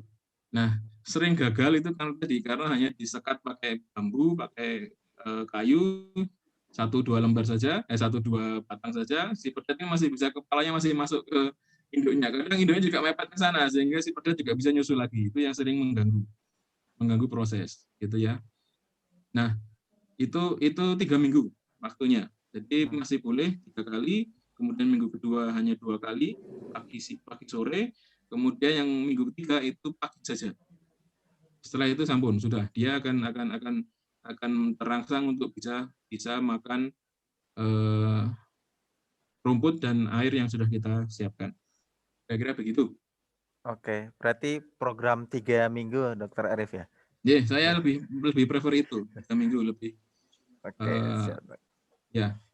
Kemudian tambahan lagi tadi saya dengar ada, mumpung belum lupa, ada teman-teman yang dari Kalimantan. Ya, Kalimantan ini kalau kebetulan tanahnya itu gambut, tanah yang dipakai untuk menumbuhkan rumputnya ini tanah gambut, itu wajib disediakan selenium. Dari mineralnya itu perlu ditambahkan selenium. Entah itu injeksi boleh atau diberi lewat pakan juga tidak apa-apa. Yang jelas kan tanah gambut ini seleniumnya sangat rendah. Itu resikonya adalah retensi plasenta. Itu nanti seperti itu. Atau kalau ada yang daerahnya kapur, seperti di Jogja ini di daerah Gunung Kidul itu yang tanahnya kapur, itu mineral seleniumnya rendah sehingga perlu ditambahi. Kalau memang mau memperbaiki atau memberi vitamin, saya sarankan untuk memberi vitamin ADE. Bisa menyediakan atau bisa minta ke medis untuk menyiapkan vitamin ADE. Kalau vitamin D ya bolehlah, kalau memang kontrak itu silahkan. Tapi kalau untuk mengejar reproduksinya, vitamin ADE K itu yang paling bagus, tapi jarang diadap teman-teman. Jadi ADE itu sudah oke. Nanti nemuin Mas Hamdandi, mungkin kalau nanti ada tambahan. Terima kasih Dokter Arif. Ini berikutnya dari Pak Koko Tardoko. Ini mau nanya langsung atau saya bacakan chatnya Pak Koko, monggo. Iya Pak Koko, tempat saya hilang ya. Dibacakan aja ya, karena ngunyah kacang. Dibacakan aja. Banyak sebenarnya mau ditanyain, tanya satu dulu. Alasan karena ngunyah kacang janjane Pak Joko. Ya, saya bacakan dulu Pak Koko. Ini terkait dengan keberhasilan kebuntingan dari sistem perkawinan inseminasi buatan, Dok. Karena tadi kan kalau kita lihat pemaparan Dr. Arif bahwa di bawah 33% keberhasilan kebuntingan dari inseminasi buatan. Tentunya kan ada faktor internal dan eksternal, Dok. Kalau ini Pak Koko menanyakan selain faktor birahinya, kemudian apakah dari eksternalnya kondisi straw yang sudah lama stok straw yang lama itu bisa menjadi penyebab gagalnya IB, atau mungkin Dokter Arif punya pengalaman sebetulnya faktor terbesar apa sih yang kemudian menyebabkan kegagalan pada inseminasi buatan, gitu Dok. Terima kasih Pak Koko. Pak Koko dari mana ya tadi? Dari mana Mas Hamdan? Dari Lampung. Lampung. Wah, anjay. Tulang bawang. Jadi untuk keberhasilan IB itu selain dari betinanya, birahinya yang harus maksimal dan pengamatannya, memang ada faktor dari straw-nya. Tetapi straw yang lama, asal penyimpanannya baik ya, tidak pernah kekurangan nitrogen cair, itu sampai 24 tahun masih bisa berfungsi, masih bisa menghasilkan kebuntingan. Jadi tidak ada masalah. Dengan catatan tadi, tidak pernah kekurangan atau kehabisan nitrogen cair. Nah, saya yakin itu mestinya teman-teman yang ada di Dinas maupun yang punya pos IB itu sudah sangat memperhatikan hal itu. Nah, yang kedua ini adalah proses towing-nya atau membangunkan spermanya ini dari beku, kemudian di towing, dibangunkan di air hangat atau mungkin air biasa ya. Tapi dari sisi penelitian ini kami merekomendasikan untuk area Jawa gitu ya, area Jawa itu 30 detik 37 derajat. Ya. Itu nanti kalau ada teman-teman yang kebetulan ada inseminatornya bisa dicoba 30 detik pada suhu air 37. Nah, nanti kalau memang ternyata di tempat Bapak Ibu susah menyediakan air hangat 37, itu nanti bisa diperpanjang waktunya. Gitu ya. Jadi semuanya pakai air biasa, air sumur atau air baiknya air sumur ya, air sumur itu rata-rata 22 derajat ya, 22, 25, 22 lah derajat. Itu bisa diperpanjang sampai 1 menit.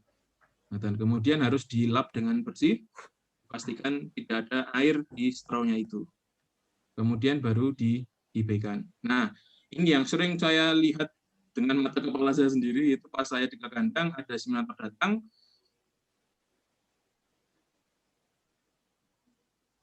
Dok, hilang Dok. itu dipegang uterusnya, rahimnya, entah dipegang ovarionya. Yang jelas inseminator itu harus merogoh dulu. Oh, ini waktunya pas untuk IG, baru dia towing. Tapi kadang-kadang yang saya lihat itu dia sudah towing dari rumah gitu. Jadi sudah bawa botol yang stainless steel itu, dalamnya sudah ada straw-nya. Ya, jadi setelah straw diambil itu jangan dibuat minum. Tapi ya. Dok, maaf tadi sempat terputus. Yang banyak terjadi dan Dokter Arif temui di lapangan. Masih ada jawaban. Tempat saya jauh gitu ya. Ya itu mestinya tidak boleh seperti itu. Karena prosedurnya kita mengajarkan atau kita membuat protapnya itu harus dirogoh dulu, pastikan bahwa dia birahi, baru towing. Ya. Nah, ada satu step lagi yang dilupakan, mencuci vulva. Wah, ini luar biasa. Mencuci vulva itu pun kejadian di sekitar Jogja gitu ya, di sekitar Jogja. Itu ya tadi sudah di IB, ya sudah dipanggil, datang langsung di IB tanpa dibersihkan tanpa diapa-apa. Akhirnya banyak darah-darah yang infeksi uterusnya. Jadi itu faktornya tadi Mas Koko, kenapa hasil survei kita itu hanya 33%. Itu memang rugi. Jadi peternak harus sampai 3 kali 4 kali untuk IB, kalikan berapa puluh ribu kan ya. Itu ada sisi-sisi yang seperti itu. Nah, solusi yang kita berikan kepada teman-teman di kandang, di area Sleman kebetulan ini, kita minta kalau memang mengundang, satu kasih jam, yang kedua sapinya begitu inseminator datang, dicuci sendiri kalau memang tidak pernah dicuci, dibersihkan sendiri vulvanya, kemudian dilap. Bersih, baru dipersilakan inseminatornya meng-IB. Karena pasti tidak dibersihkan dulu, langsung saya putih sapi ini langsung masuk terus gitu. Ya oke lah ini saya sendiri apa dulu kursusnya kurang lama atau memang pasiennya banyak gitu ya sampai waktu untuk membersihkan mengecek juga tidak dilakukan. Tapi itu dari sisi inseminator maupun dari sisi handling spermanya, handling straw-nya. Itu yang kita bisa ikutan melihat gitu ya, kita bisa ikutan melihat.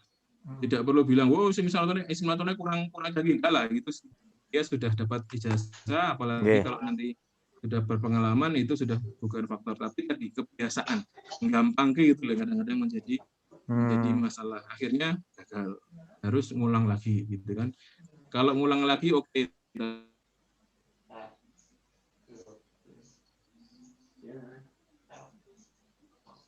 Kira-kira begitu, Mas Koko, Mas Hamdan. Oke, monggo Pak Koko, jika masih ada yang ingin ditanyakan Pak Koko. Ya, maksudnya tadi dicuci itu atau petugas IB itu biasanya kan ngeluarin dulu kotorannya itu Pak. Ngeluarin kotorannya, memang kalau dicuci nggak pernah saya lihat dicuci, langsung terus habis ngeluarin kotorannya baru di IB. Maksudnya yang dicuci itu yang seperti apa? Dicuci vulvanya, dicuci vaginanya itu. Jadi diguyur dari bawah ekor, kemudian dibersihkan, pakai sabun boleh, tapi wajib harus bersih, dibilas dan airnya harus hilang, harus bersih. Karena kalau ada air setet saja itu sudah meracuni spermanya. Jadi tidak usah dibuka-buka vulvanya, nggak usah dijemur vulvanya, pokoknya keluarnya itu dibersihkan. Itu mengurangi resiko infeksi. Itu saja yang bisa kita lakukan. Pilih jempeng ya? Iya, enggak perlu dijempeng. Enggak usah dijempengin, Pak Koko. Ya, walaupun sapinya senang-senang aja, tenang-tenang aja, tapi ya boleh lah kalau mau dibersihkan. Tapi yang repot nanti kalau di dalam situ masih ada sisa air, padahal ujung gan itu kan bolong, kalau masuk ke situ kena air, itu nanti sebagian sperma yang di depan itu sudah mati duluan, Pak Koko. Itu repotnya. Jadi ada sisi kita menjaga kebersihan, tapi ada sisi juga harus yakin bahwa itu bersih. Pakai gombal boleh, pakai tisu keren ya enggak apa-apa. Tapi yang jelas vulva ini, area vulva itu bersih. Ya, usaha mengurangi resiko infeksi yang termawar. Oke. Ya. Dulu pernah ada yang disemprot pakai alkohol. Sekarang zamannya alkohol ya, semua orang bawa antis. Itu ya boleh, tapi memang harus dipastikan alkoholnya hilang gitu ya, menguap. Jangan nanti campuran alkohol mampus bermanya malah nggak jadi lagi. Gitu ya. Jadi boleh, yang penting dibersihkan. Pakai air, sabun, kemudian dilap. Baru dipersilakan untuk di IB. Jadi kalau perkara ditowing duluan, kalau emang inseminatornya dekat sih enggak apa-apa ya. Nah, masih kita punya stok 25 juta di dalam straw itu, kita hanya butuh 1 sperma gitu ya. 1 sperma. Tapi ya itu tadi, kalau kelamaan ditowing ya sudah bangun semua, capek. Jadi ditowing itu dibangunkan, dibekukan itu dia tidur posisinya, kemudian dibangunkan. Dibangunkan tidak boleh terlalu tinggi suhunya. Kalau tinggi suhunya dia mati, kaget gitu ya. Makanya tadi kita rekomendasikan 37 derajat, kemudian 30 detik saja. Atau kalau memang pakai air keran, air sumur 22 tambah jadi 1 menit. Dilap kemudian dimasukkan. Dia bangunnya dia bertahap. Karena nanti masuk ke tubuhnya si induk itu kira-kira 40-an ya kalau sapi kira-kira. Jadi proses dari 0 dari minus 196 itu dia bertahap naiknya, tidak langsung juluk 45. Itu biasanya dia banyak yang kaget dan shock mati. Jadi harus jantungan profit dok ya. Walaupun kita punya 25 juta gitu ya dalam 1 straw. Itu yang pengamatan kami, kira-kira untuk faktor yang lain selain betinanya itu ada di sisi straw dan kelengkapan prosedur yang dilaksanakan oleh inseminator. Itu. Oke. Baik, terima kasih Dr. Arif. Seperti itu Pak Koko. Jadi sebetulnya kita peternak itu bisa lebih kritis juga dok ya ke inseminator untuk bayar ya. Bayar ya. Dan gak garansi. Iya. Ya itu dia masalahnya. Dan sekarang banyak yang kalau banyak peternak yang nantang Mas banyak inseminator, saya bayar 200.000 neng meteng wani betul kan gitu. Ya, kalau tahu ilmunya wani gitu. Atau malah lebih dari 200, sekarang mungkin sampai 500-an. Metengi gitu ada. Iya dok, di beberapa daerah juga sepertinya menerapkan sistem kayak gitu juga dok ya, 250 sampai 400.000 tapi sejadinya gitu. Jadinya ya kalau lahir kan bisa 4 jutaan ya kalau satu merah gitu. Bener, jadi inseminator juga harus hati-hati juga terkait dengan perkawinan dok ya. Oke, terima kasih Dr. Arif. Begitu Pak Koko, kemudian ini tadi ada pertanyaan dari Pak Sofyan. Monggo Pak Sofyan Ardiansah bisa bertanya langsung ke Dr. Arif. Oke, dokter, terima kasih atas waktunya. Kami dari Kalimantan Tengah di Kabupaten Mamandau, biasanya untuk ternak sapi yang digembalakan itu kan memakan sesuatu yang ibaratnya kan dilarang kayak plastik, terus tali-tali dan sebagainya. Nah itu kebanyakan tuh kalau ternak sudah makan itu dan banyak, nah sapinya itu tidak bisa gemuk. Saya punya kejadian tuh waktu beli baru datang sampai umur 2 tahun, dia baru mati. Ternyata di dalam itu saya setelah timbang itu ternyata talinya itu sekitar 3 kiloan lebih itu. Nah itu. Bagaimana cara untuk mengeluarkan atau cara menghancurkan tali tersebut biar terlarut sama kotoran.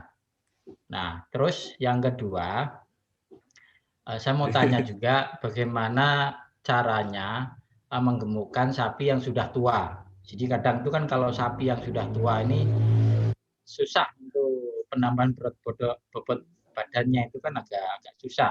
Dan mungkin ada faktor lain atau faktor X yang memang tidak bisa menyebabkan sapi itu tua. Sapi itu bisa gemuk.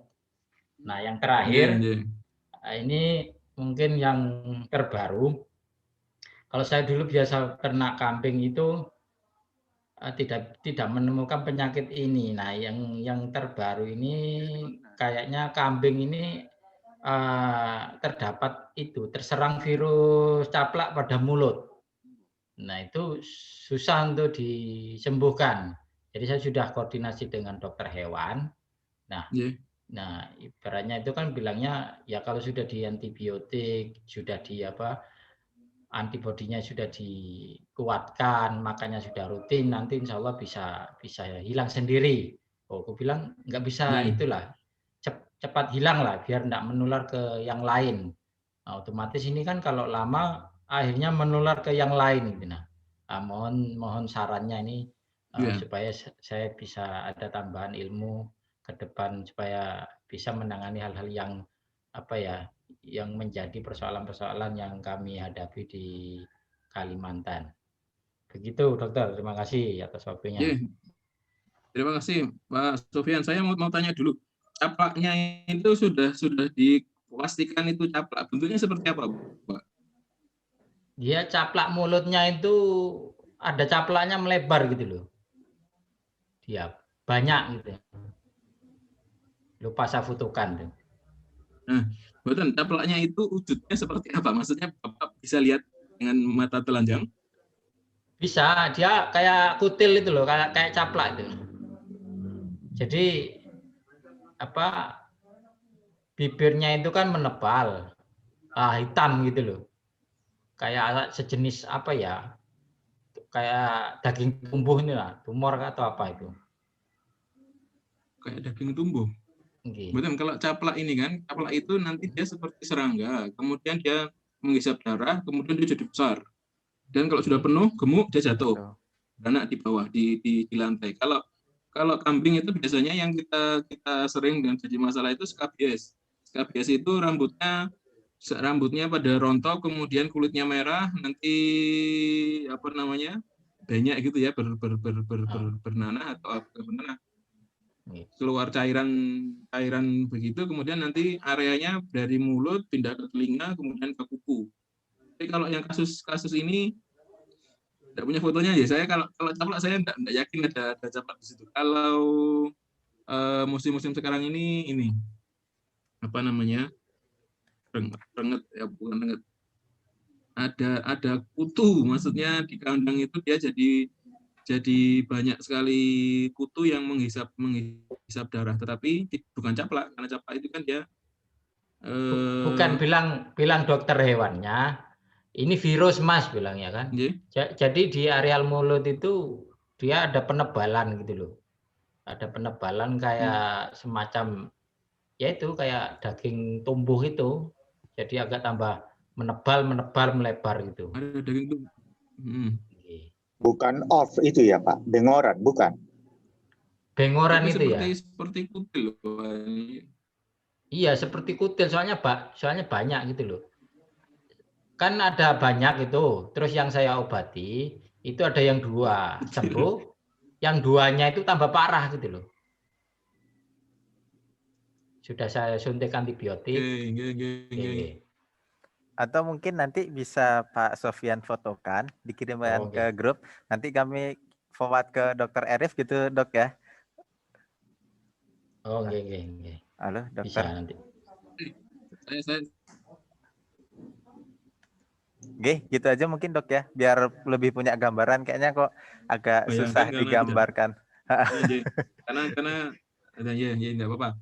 Jadi yang pertama tadi tali yang sudah masuk ke dalam lambungnya itu apakah bisa di treatment? Itu sampai sekarang belum pernah ada yang bisa. Ya, karena jadi sapi itu atau kambing itu punya lambung 4 ya. Ada satu lambung yang spesial untuk menampung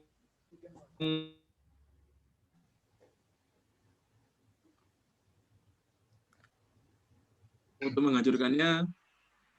Saya belum. Halo,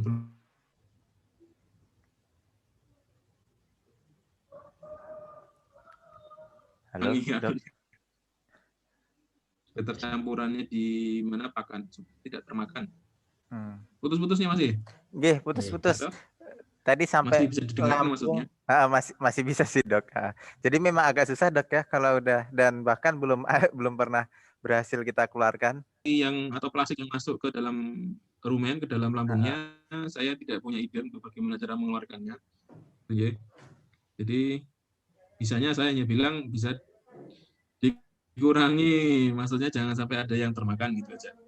Kemudian untuk menggemukkan sapi tua. Sapi tua ini memang metabolismenya sudah lambat.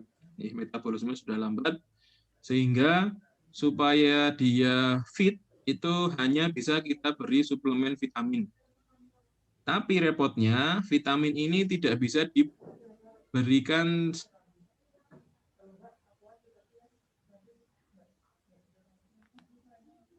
Halo, Dok. Sapi itu akan rusak. Halo, Dok. Tidak terdengar ya? Iya, Dok. Tadi sampai Oke. vitamin itu Halo? hanya bisa diberikan sampai situ tadi, Dok. Batasan penggunaan vitamin tadi. Nggih. Oke, nggih. Jadi vitamin dan antibiotik itu hanya bisa diinjeksikan, tidak bisa per oral, tidak bisa lewat makanan. Ya. Kalau mineral masih oke, tidak apa-apa. Dia bertahan di dalam lambung itu lama. Dia tidak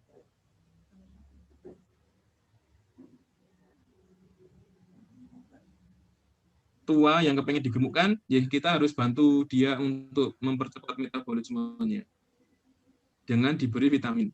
Ya, vitaminnya bisa macam-macam, ya bisa kalau untuk supaya dia nafsu makannya bagus, kemudian mencernanya lebih banyak dan harga vitaminnya murah, vitamin B kompleks itu paling mudah. Ya, karena kalau ADE itu untuk yang bereproduksi saja. Itu harganya agak lebih tinggi daripada vitamin B kompleks maupun B1 atau B yang lain. Jadi itu saran saya untuk menggemukkan sapi yang sudah tua. Selain juga memang sentrat juga diperkuat boleh kalau memang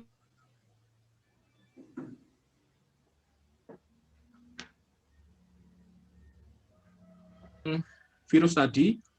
Kalau memang dokter hewannya itu menyampaikan itu virus, ya kita hanya bisa memperkuat pertahanannya saja, pertahanannya saja. Kalau itu bentuknya papiloma seperti kutil-kutil yang banyak itu bisa dikerok, itu bisa dikerok, kemudian dihaluskan, diberi antibiotik, kemudian diminumkan. Antibiotik ini artinya untuk mematikan si virusnya ini tadi, mengurangi merusak virusnya tadi, kemudian baru dimasukkan sehingga ada autoimun istilahnya. Kalau memang itu papiloma aja, tapi kalau itu lain karena saya tidak lihat fotonya. Jadi ya kalau virus ya hanya bisa mempertahankan dengan memperkuat kekebalan tubuhnya. Oke. Gitu Pak Sofyan. Terima kasih Dr. Arif. Pak Sofyan? Sudah. Oke. Terima kasih Pak Sofyan atas pertanyaan dan Dr. Arif atas jawabannya. Ini Mas Rio ada yang ingin di-sharing terkait dengan pertanyaan Bu Iin tadi. Monggo Mas Rio. Iya, monggo. Oke, baik. Terima kasih atas kesempatannya. Nanti mohon koreksi dari Dr. Arif selaku pakar di bidang reproduksi. Jadi teman saya melakukan sebuah penelitian tentang mana sih untuk memperjelas bahwa dia itu sedang birahi kayak gitu. Kan ini sesuai dengan pertanyaan dari Iin. Maknanya apa dan lain sebagainya. Jadi teman saya itu menambahkan mineral yang mengandung zinc, Zn. Nah, itu hasilnya cukup signifikan antara ternak yang tidak diberikan zinc dengan ternak yang diberikan zinc. Artinya keadaan visualnya cukup terlihat dengan jelas, sehingga memudahkan kita para pemantau kita yang memantau dahinya lebih jelas, seperti warna pulpanya lebih merah, kemudian lendirnya lebih terlihat dan lain sebagainya. Artinya ketika kita mudah untuk mendeteksi apakah dia itu berahi atau tidak, kita akan gampang mengambil keputusan untuk IB. Artinya kembali lagi ke pakan tadi, bisa menambahkan mineral yang mengandung Zn, zinc seperti itu. Terima kasih. Oke, terima kasih Mas Rio tambahannya. Mineral zinc untuk salah satu. Kalau mineral zinc itu sumbernya dari bahan pakan apa ya, Mas Rio ya? Mungkin akan lebih mudah untuk kita carikan di alam gitu. Kalau tadi saya cek, Mas. apa dia memberikan mineral mix ataukah tanaman yang mengandung mineral zinc gitu? Mungkin kalau mineral mix boleh ya. Dengan catatan mineralnya tadi kompleks berisi mineral makro dan mineral mikro. Kemudian kalau pakannya sendiri di sini kalau tadi saya cek itu seperti pemberian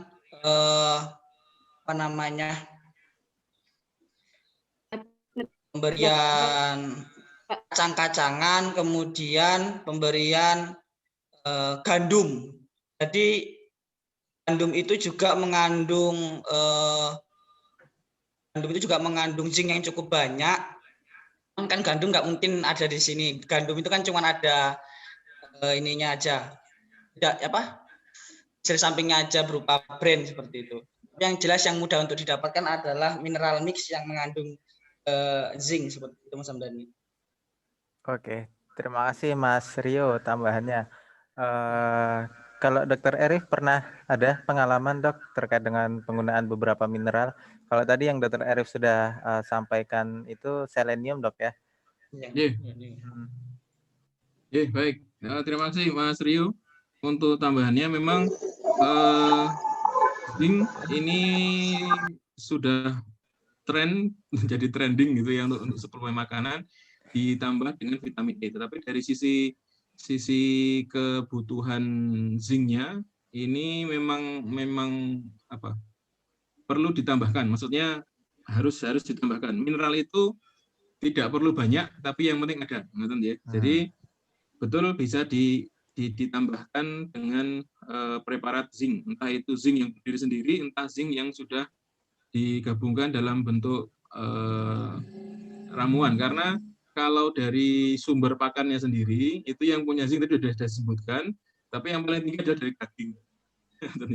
Dari daging, tapi kan tidak mungkin makan daging gitu kan. Yeah. Jadi, biasanya kita ambilkan dari tepung tulang. Ya, jadi sudah ada tepung tulang atau ini cangkang apa namanya? Dari entah itu tulang ikan, entah itu cangkang kerang ya.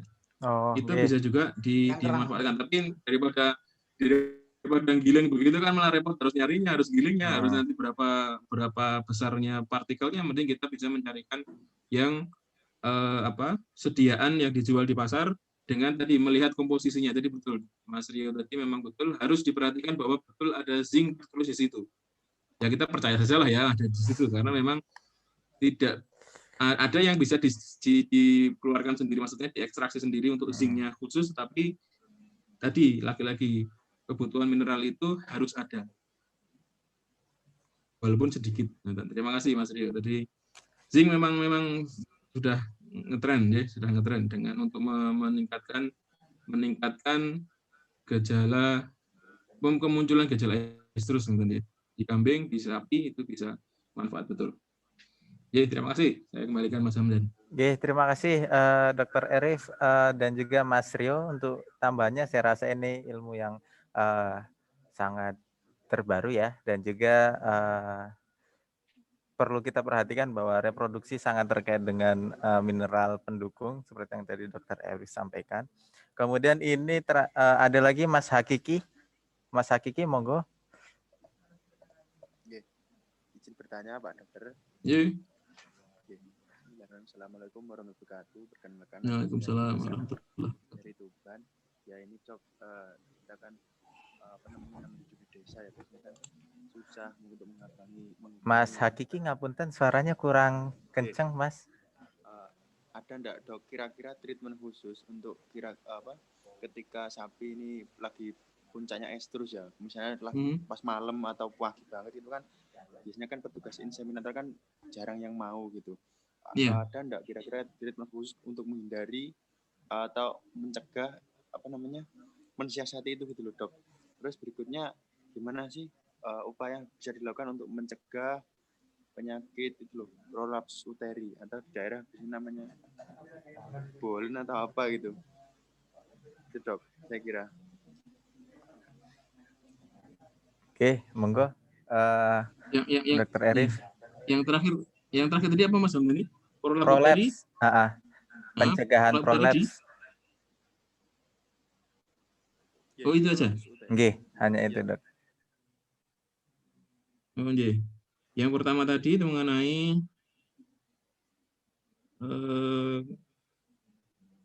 apa tadi? Yang saya tidak begitu. Estrus ketika terjadi. Kalau dia estrusnya di tengah malam, Dok, karena kan agak susah nih, jarang-jarang inseminator yang kemudian mau datang. Bagaimana solusinya gini, Dok? Sorry, saya sudah mulai goyang. Saya juga sebetulnya dibisikin tetangga ini. Ya, terima kasih. Terima kasih Mas Hakiki. Jadi begini, estrus itu memang 70% itu terjadi antara jam 1 antara jam 1 sampai jam 6 pagi. Itu 70%.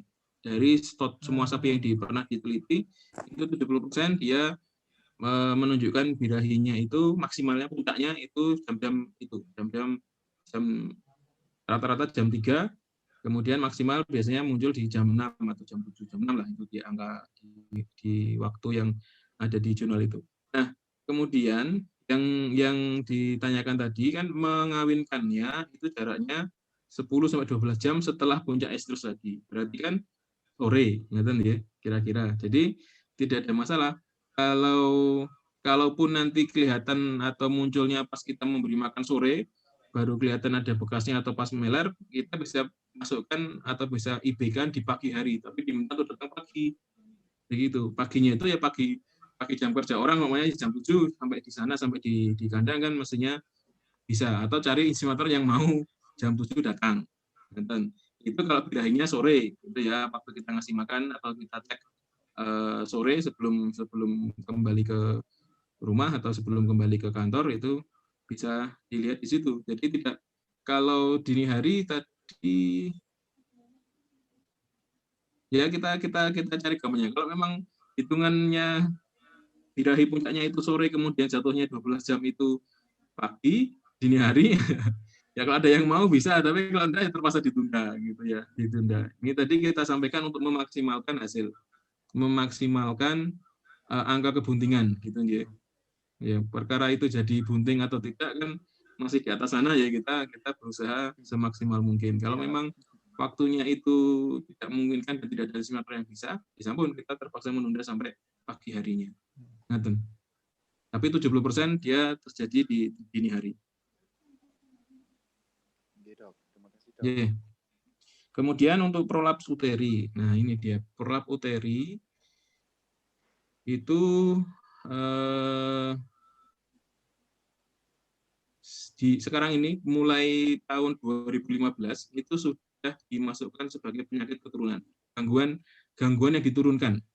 Nah, jadi di perusahaan-perusahaan besar, ya saya juga pernah ngobrol dengan Dr. Dedi, kemudian dokter yang dari Greenfield, Blitar, kebetulan saya pas main ke sana, memang sudah ada aturan protap dari sana, kalau ada sapi perah yang prolap uteri, itu dia dan anaknya dikaling. Ya, jadi dia dan anaknya dikaling, karena ada kemungkinan dia akan, bukan ada kemungkinan, pasti akan muncul prolap uteri. Gitu, jadi.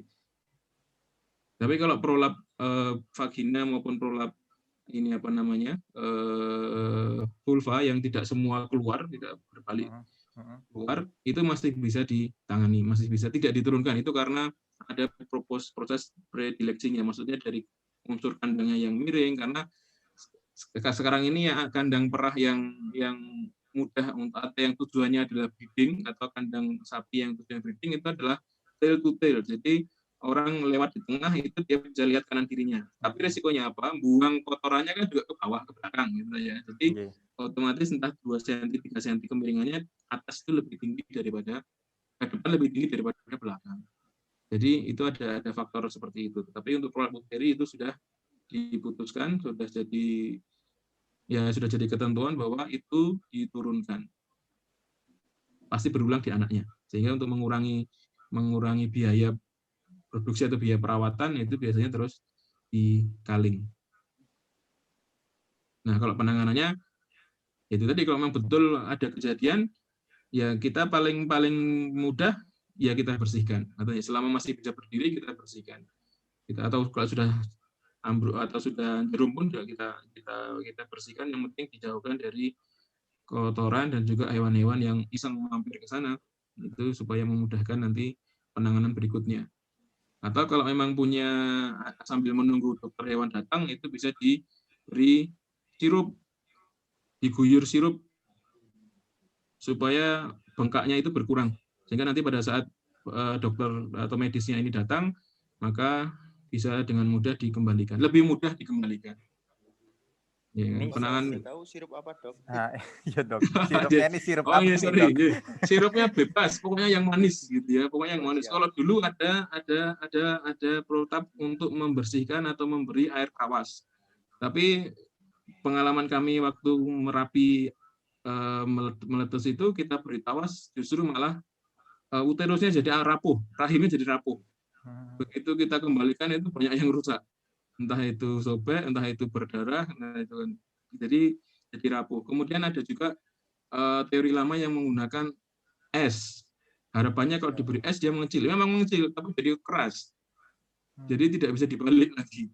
Jadi paling aman sekarang ini yang kita terapkan kalau kita dapat telepon untuk menangani prolap, kita untuk memberikan itu tadi sirup, semua jenis sirup, semua merek, yang abal-abal maupun yang asli boleh, yang penting gulanya tinggi sehingga dia bisa mengeluarkan cairan yang kebetulan ada di dalam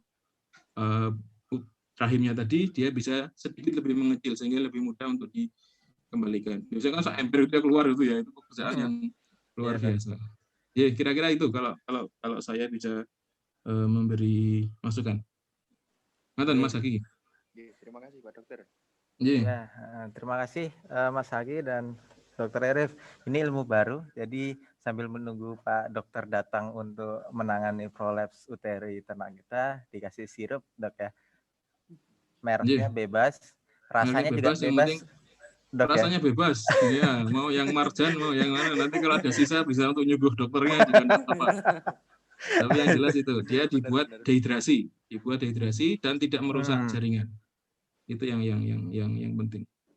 Oke, tapi dijaga jangan sampai direbung semut juga berarti, Dok ya? Kalau iya, jangan sampai diambil kucing segala, nanti kalau di kamar kucing malah harus jahit segala. Iya, kadang-kadang begitu. Iya Dok, ini baru dan saya rasa sangat mudah dipraktekkan oleh Bapak Ibu. Ya, kita sama-sama berharap tidak terjadi prolaps uteri dengan catatan tadi mineral selenium, Dok ya, yang sangat terkait dengan prolaps uteri.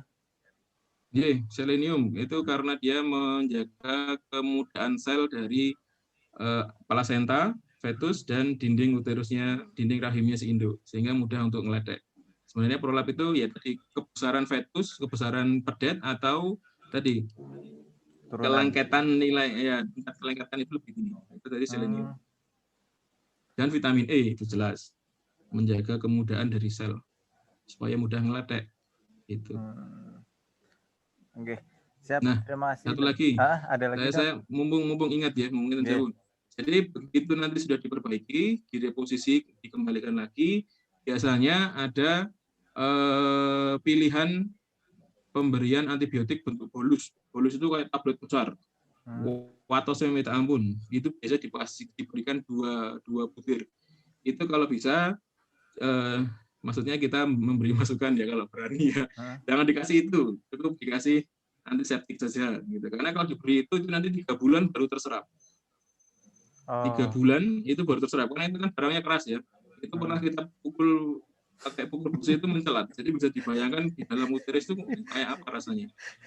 Memang sih betul dia maunya memberikan antibiotik lokal gitu ya, tetapi dari sisi strukturnya itu sulit diserap lagi oleh uterus. Dia akan merasa bunting selama 3 bulan sampai pasir-pasirnya atau sisa-sisa debrisnya itu dia hilang. Itu waktunya butuh waktu lama. Kenapa kita rekomendasikan? Karena sudah lama kita mengikuti ini, dan di RPH itu sapi-sapi yang tidak birahi sekian lama itu ternyata di dalam uterusnya masih ada serpian-serpian itu.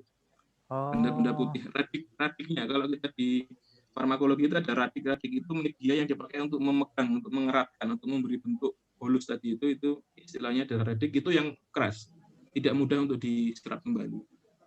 Jadi lebih baik diberi cairan antiseptik povidone iodine ya, atau nanti minta aja nanti diirigasi atau minta aja nanti di spool gitu, sudah paham.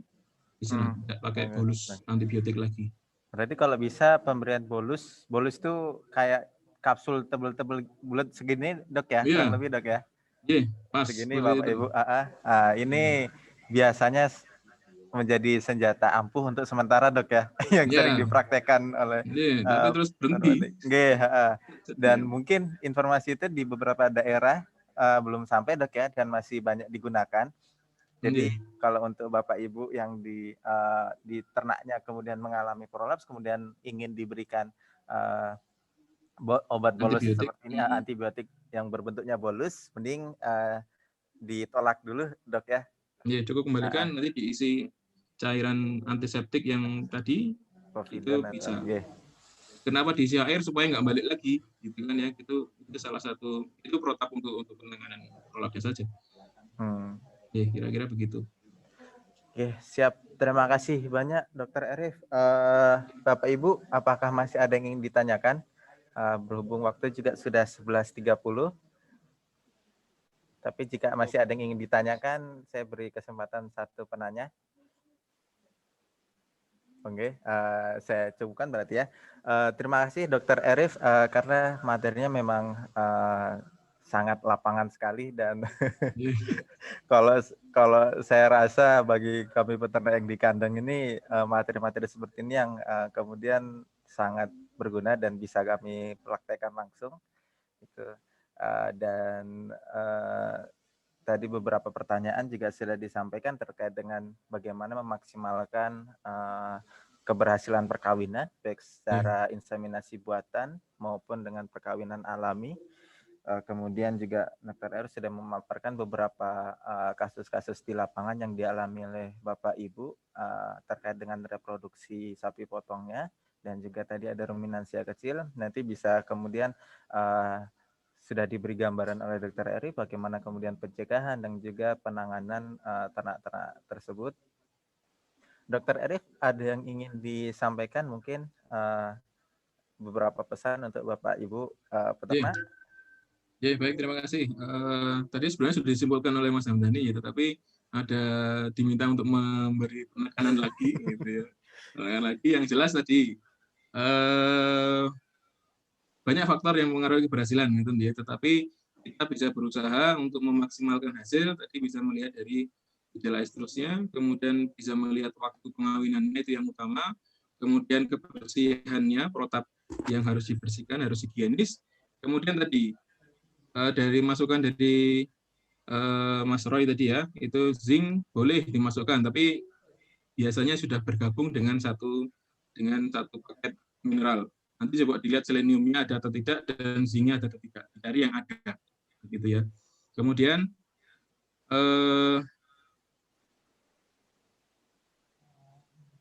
untuk waktu, itu terutama untuk pengawinan itu adalah waktu, masuk juga pengamatan birahinya harus betul, penyapihan ini yang jadi kunci utama keberhasilan one year one calf. Itu bukan mimpi tapi nyata, bisa banyak yang bisa. Terima kasih. Oke, terima kasih Dr. Arif, pesan-pesan tadi saya rasa bisa menjadi poin-poin pegangan untuk Bapak Ibu di sini. Kemudian cukup mungkin kita adakan sesi foto dulu sebentar, Dr. Arif. Bapak Ibu yang belum mengaktifkan kameranya bisa diaktifkan kameranya sebentar, kita foto bersama. Di sini juga sudah bergabung Prof. Gede dan juga Bu Dr. Fitri yang sudah berkenan bergabung juga di siang hari ini. Ini materi pemaparan dari Dr. Arif, sebelum nanti siang penutup dari Dr. Yuri, Dok, terkait dengan kesehatan ternak potong. Oke, minta tolong Mas Brian untuk bisa tag gambar.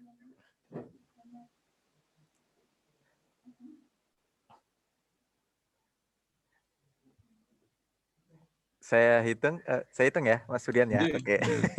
1, 2, Oke, Mas Hakiki masih coba dandan dulu Mas Hakiki, nggak apa-apa, diselesain dulu. Biar tampil maksimal nih. Oke, sudah siap semua? Saya hitung 1, 2, 3. Sekali lagi jempolnya di atas, Bapak Ibu. Oh, belum. Lah, piye toh? Belum. Ada ini nomor 1. Oke, jempolnya di atas Bapak Ibu, hitungan ketiga. 1, 2, 3. Sudah, Mas Gian? Oke. Halaman berikutnya, masih halaman kedua, Bapak Ibu tetap jempolnya di atas. 1, 2, 3. Ya, terima kasih Bapak Ibu untuk waktunya pagi hari ini. Kemudian setelah ini kita melanjutkan makan siang di rumah masing-masing dan makanan sudah tersedia di dapur Bapak Ibu masing-masing. Jadi silakan diambil ke dapur masing-masing.